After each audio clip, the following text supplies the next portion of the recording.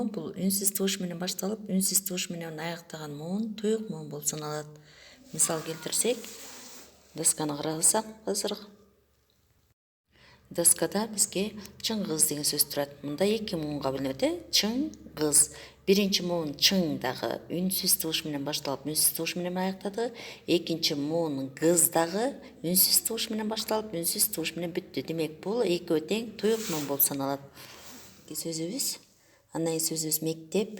Мында дагы эки муунга бөлүнгөн, экөө тең туюк муун болуп саналат. Биринчиси да, экинчиси дагы үнсүз менен башталып, үнсүз менен бүттү. Андан кийин сыймык деген сөздү карагыла. Мынакей. Сый үнсүз менен башталып, үнсүз менен бүттү. Мык үнсүз менен башталып, үнсүз менен бүттү. Демек, бул туюк муундар. Андан кийин балдар. Бал деген биринчи муундагы үнсүз менен башталып, үнсүз менен бүттү. Дар деген экинчи муунда дагы үнсүз менен башталып, үнсүз менен бүттү. Демек, бул дагы туюк муун болуп саналат. Андан кийин 139 көнүгүү тексттин аягындагы сүйлөмдү муунга ажыратып жазасыңар балдар. Андагы туюк муунду сөздүн астын сызгыла.